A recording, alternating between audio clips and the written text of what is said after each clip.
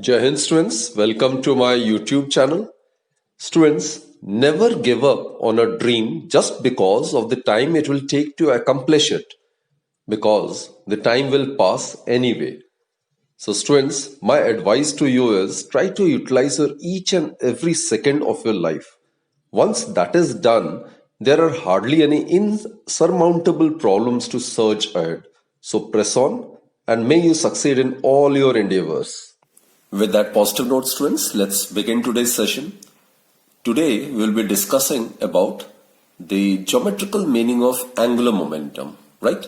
We have already discussed in detail the concept of angular momentum, which is the moment of linear momentum, that is angular momentum. And students, it is measured as the product of magnitude of the linear momentum and the perpendicular distance of its line of action from the axis of rotation. Now, in this particular lecture, I'll be covering this topic of geometrical meaning of angular momentum, right? In order to understand its geometrical meaning, let us consider a particle, say, of mass m to be rotating in the xy plane about z-axis. Clear, students? So this is OZ, is the axis of rotation, and we have considered a body of mass m to be rotating in the xy plane, right? Suppose the particle at any instant, suppose at time t equals to t, suppose the particle is at point P, right? And after vanishingly small time at t equals to t plus del t, suppose the particle is at point Q. Then students, the position vector of the particle at t equals to t would be OP. It can be represented by R vector, right? While at some later instant at t equals to t plus del t, the particle will be at point Q, so its position vector would be OQ vector. Now this can be represented by R vector plus del R vector. OP, OQ both are of equal magnitude, each being equal to the radius of the circular path which the body follows, right? Del R simply represents the change in the orientation of the position vector. So students, the displacement of the particle in time interval del t is PQ. It will be del R. Clear, students? So, what we have considered is, we have considered particle of mass m to be rotating in the xy plane about the z-axis. Initially, suppose at t equals to t, the body is at point P, where the position vector is OP is equal to R vector. This is at t equals to t. Now, after some later instant of time, the new position vector of the same particle is OQ. It is represented by R vector plus del R vector. It is at instant t equals to t plus del t. Clear, students? And if you apply the triangle law of vector addition, then let us apply triangular law of vector addition.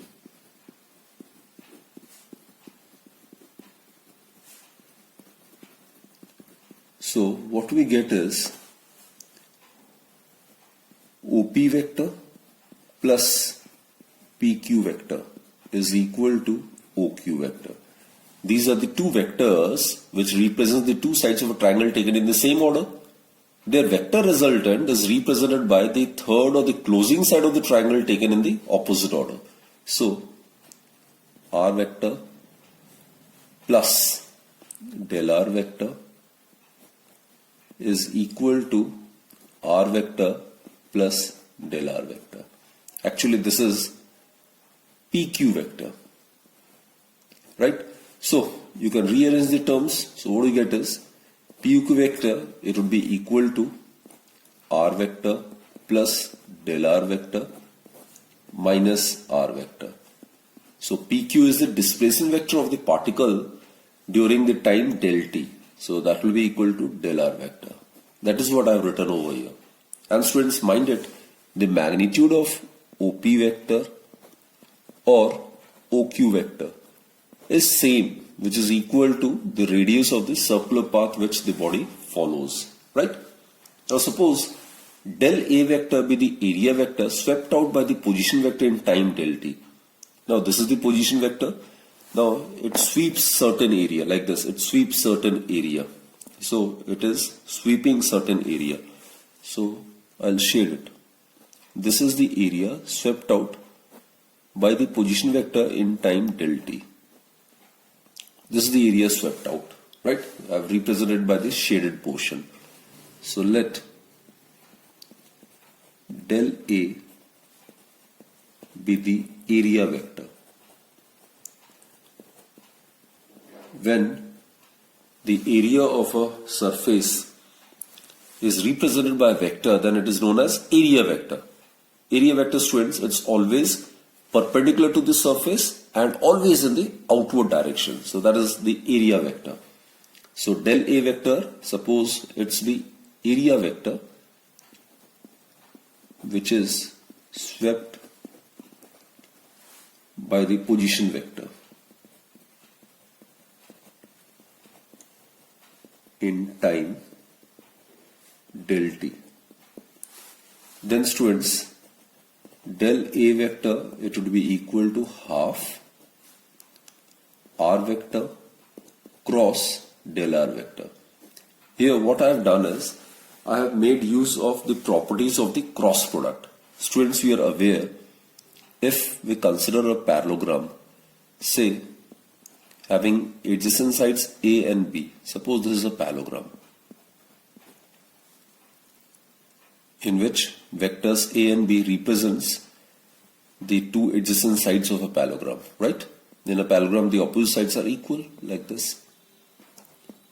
Here we have proved that the area of the parallelogram, area of this parallelogram formed by the two vectors A vector and B vector, it is equal to the magnitude of the cross product of A vector and B vector, isn't it? Therefore, if we divide the parallelogram into two equal parts, these are the two equal parts, so it will divide it into two triangles. This is the first part, this is the second part, both of same area, right? Then area of triangle would be given by half area of the parallelogram, which will be half the mod of the cross product of A vector and B vector. So here I have made use of this concept only. A parallelogram can be easily constructed like this. You can easily construct this parallelogram, isn't it? The adjacent sides of this parallelogram, students, it is r vector and del r vector. This is the parallelogram I'm talking about. This is suppose the parallelogram, right?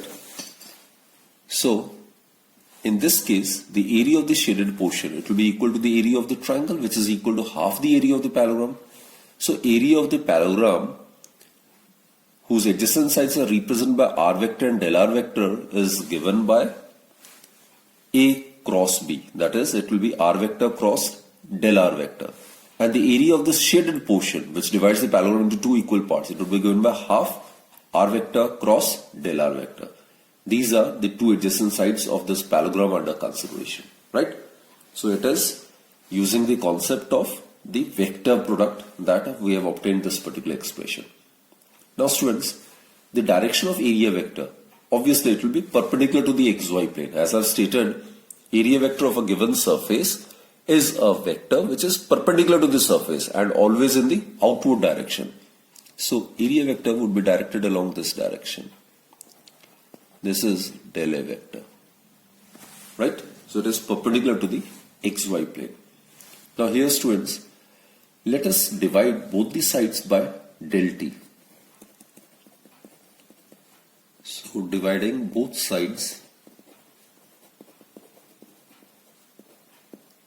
by del t, we get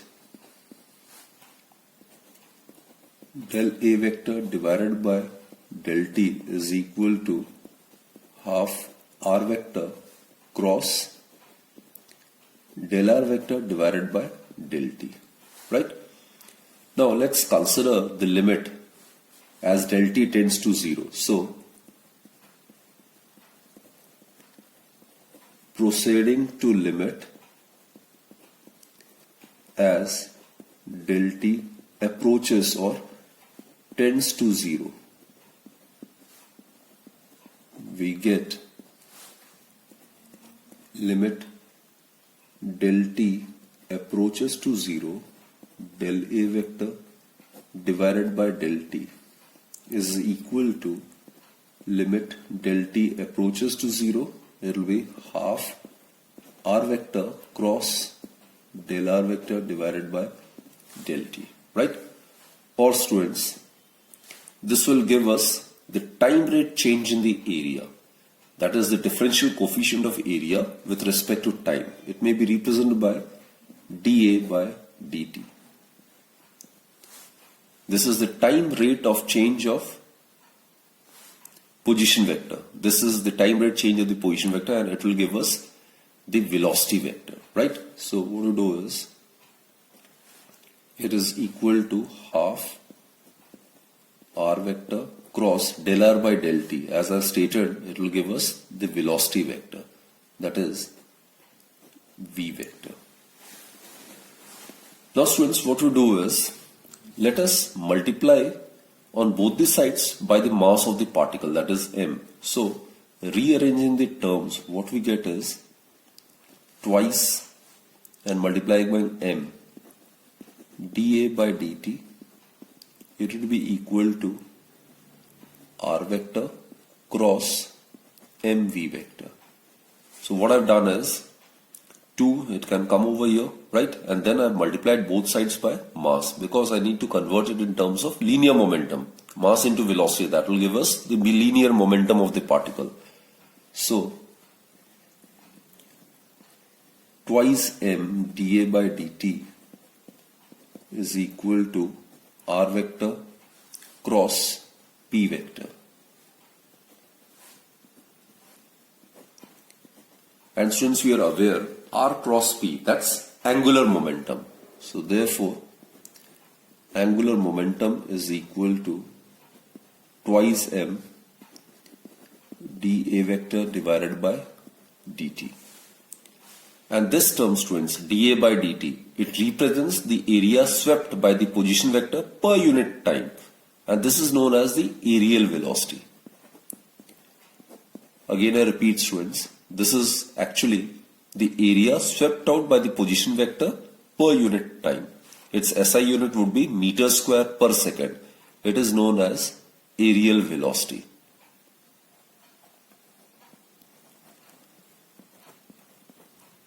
It is known as the areal velocity, and SI unit would be meters square per second. Therefore, students, we arrive at a very, very important formula, that angular momentum is equal to the product of twice mass of the particle or mass of the body and its areal velocity. So this is a very, very important expression. And regarding the direction of the angular momentum, as you are aware, angular momentum, it always acts along the axis, isn't it? So it will be perpendicular to the plane containing r vector and mv vector. R and mv vector, they are contained in xy plane. Therefore, angular momentum, it will be directed along the z axis. This is the direction of L vector.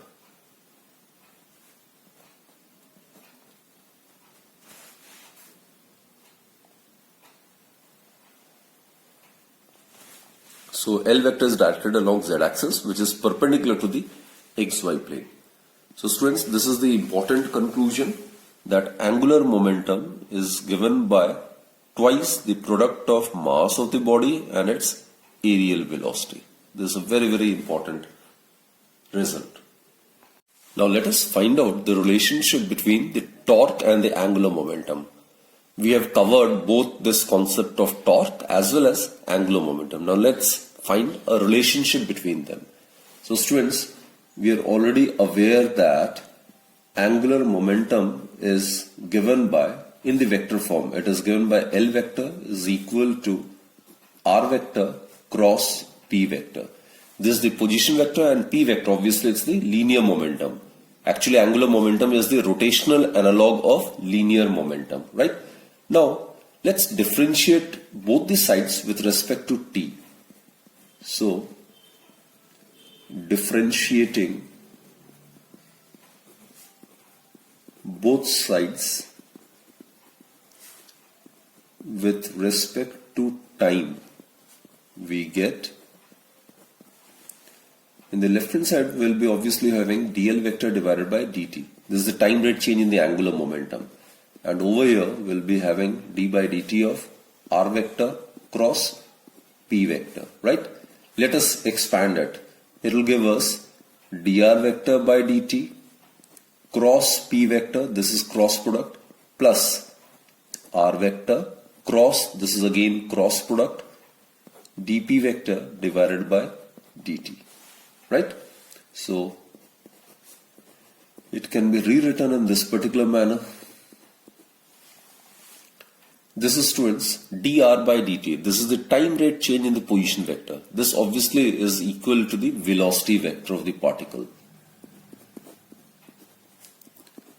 plus r vector cross dp vector divided by dt. So we have got these two terms, right?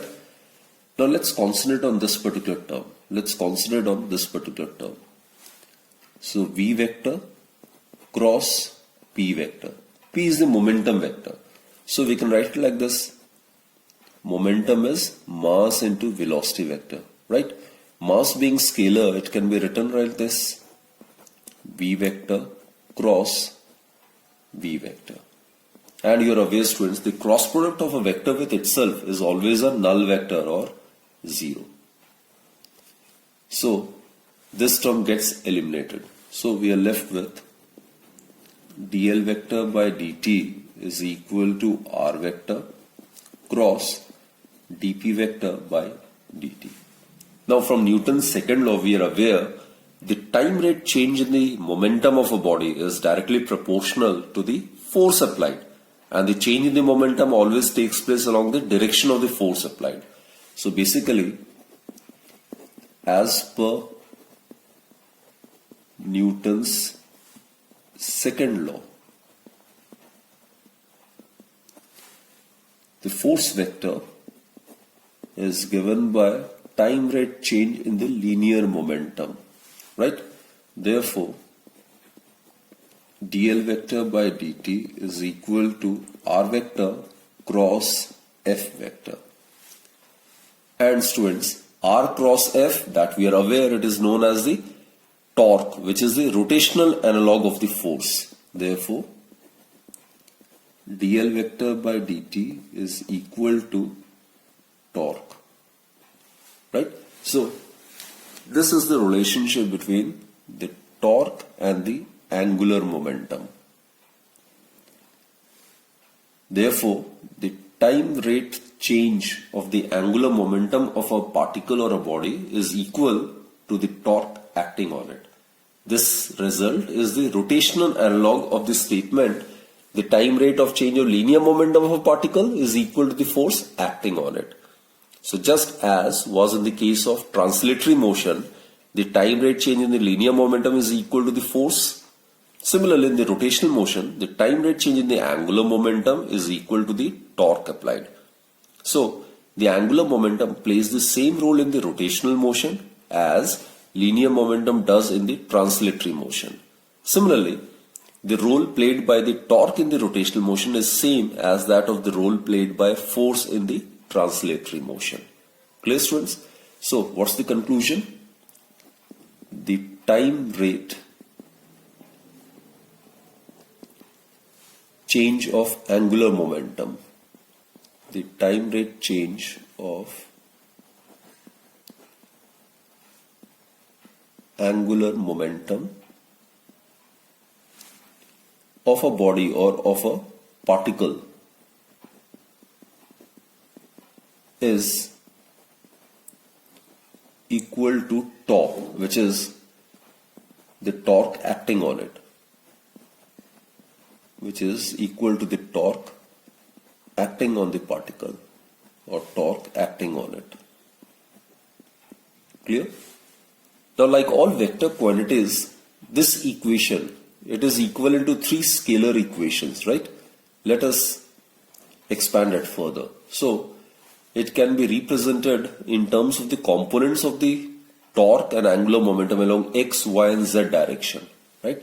So, the x component of the torque would be given by dLx by dt. Here Lx is the component of the angular momentum along the x direction. Similarly, the component of the torque along the y direction, it would be given by dLy divided by dt. And students, the component of torque along the z direction, it would be given by dLz divided by dt. Lz is the component of the angular momentum along the z direction. So students, the x component of the applied torque is given by the x component of the change with time of the angular momentum, and similar results hold for the y and the z directions respectively. Now students, let us discuss these two very interesting questions based on angular momentum. First question is, we are supposed to show that the angular momentum about any point of a single particle moving with constant velocity remains constant throughout the motion. So in order to prove this, what we do is, let us consider a particle of mass m. Suppose it is moving along this direction. This is suppose the direction of motion of the particle, right? This is the direction of motion of the particle under consideration. And suppose this is point P.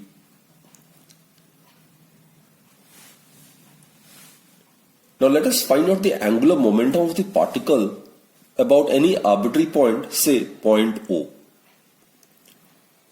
So our objective is to find out the angular momentum of this particle moving with constant velocity along this direction with respect to point O, right? So join OP, this will be r vector, isn't it?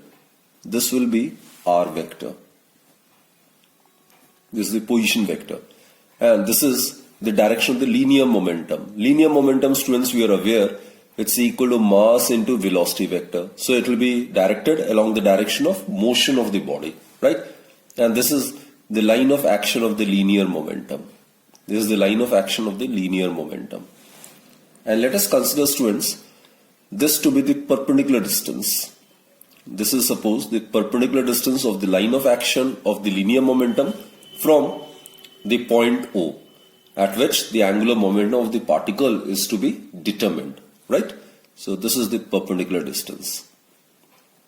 So students, we are aware the angular momentum, it's given by product of the magnitude of the linear momentum and the perpendicular distance of the line of action of the linear momentum from the axis of rotation, right?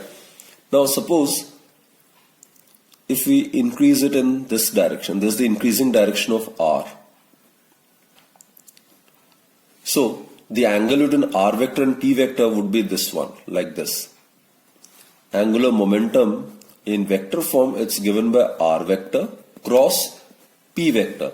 From this point, both these vectors are emanating. So this is the effective angle between these two, right? And the angle is to be oriented from r vector to p vector. And in magnitude, this angle is equal to this angle. If we consider this to be theta, then this will be also theta, isn't it? So here in this right angle triangle, if we consider sine theta, students, it would be equal to perpendicular by hypotenuse, that is d by r, or d may be written as r sine theta. That is angular momentum, it would be equal to P is mv, right, in magnitude, and d is r sine theta. So this is the expression which we need to concentrate on. mvr sine theta. Theta is the angle between r vector and p vector. Now students, look, the particle is given to be moving with constant velocity, right? So the line of direction of V vector will remain same. Therefore, this distance d will also remain constant, isn't it? So V is constant, theta is constant, right? And this distance r, it is constant, and mass of the particle is also constant. And the direction of the angular momentum, it will be perpendicular to both r vector as well as p vector. So it is perpendicular to the plane containing r vector and p vector, and its direction is given by right hand rule, isn't it? The fingers must curl along the direction of the orientation of the measurement of the angle. It is from r to p. So it will be like this. So thumb is pointing in the inward direction. Thumb is pointing in the inward direction.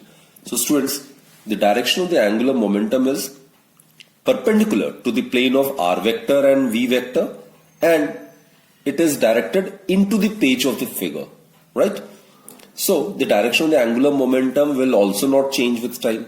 So therefore, angular momentum remains same in magnitude and direction and is therefore constant, right students? So the direction of angular momentum over here is the direction of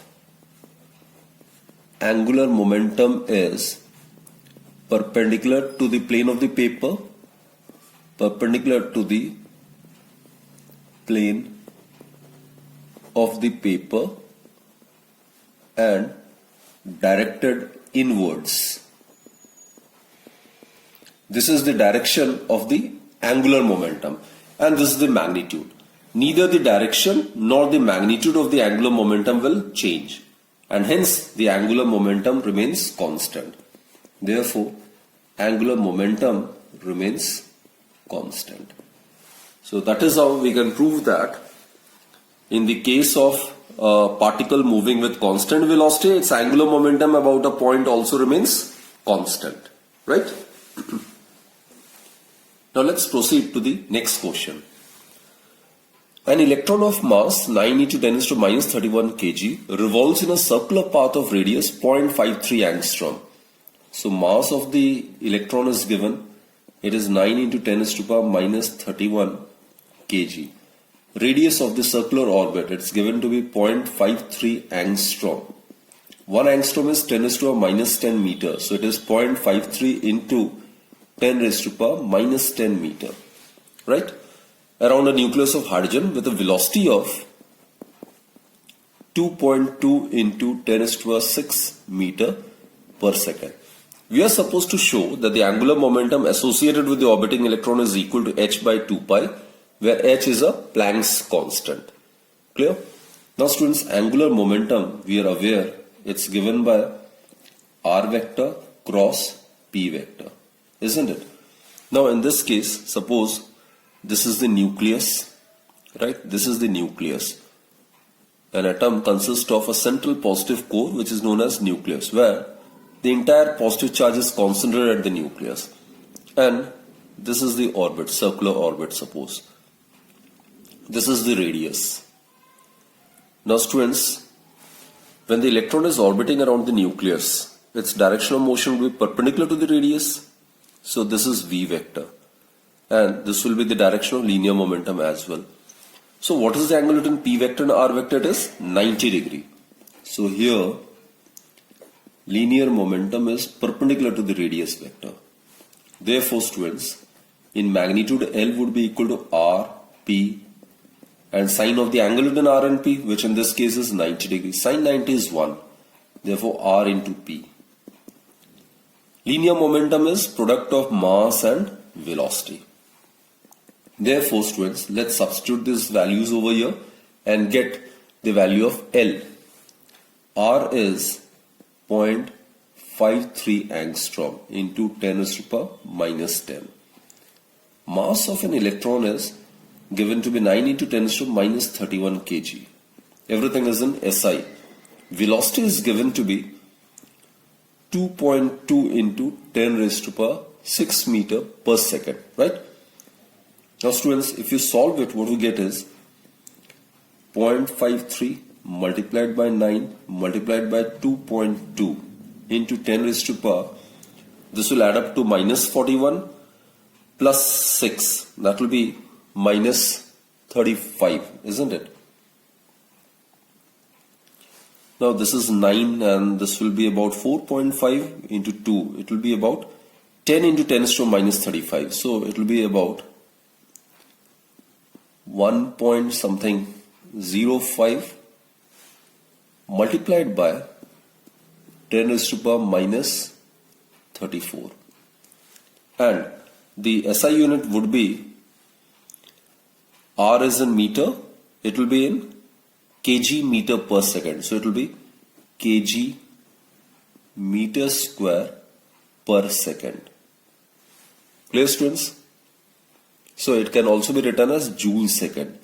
It can also be written as joule second. Joule is kg meter square per second square multiplied by second. It will give you this value. So L is found to be 1.05 into 10 to the minus 34 kg meter square per second. Put this as equation number 1. Now we are supposed to prove that this value is equal to h by 2 pi. Now let's check the value of h over 2 pi. Let's evaluate this value. H is Planck's constant whose value is given to be 6.6 into 10 to the power minus 34 divided by 2 pi. Pi is 3.14. If you solve it, students, 6.6 divided by, it will be 6.28. 6.6 divided by 6.28 would be 1 point something like that. So into 10 raised to power minus 34 joule second. Put this as equation 2. So what do you conclude from 1 and 2? From 1 and 2, we conclude that angular momentum, which is MVR, associated with an orbiting electron around the nucleus, is given by some integral multiple of h by 2 pi. So this is actually known as Bohr's quantization condition. This you will study in Bohr's postulates as well in nuclear physics, right? So this is a very, very important result. And in case of hydrogen atom, n is the principal quantum number. It would be equal to 1. So angular momentum associated with an orbiting electron around the nucleus, it's given by some integral multiple of h by 2 pi. In case of hydrogen atom, n would be equal to 1. So we get MVR equals to h by 2 pi. So it has been verified. So students, I hope you have understood this concept, right? So that's it for this particular session. And do join me in my next lecture then. In the next lecture, we'll be discussing some new concepts regarding the equilibrium of the bodies. Till then, do take very good care of yourself and thank you for watching my videos.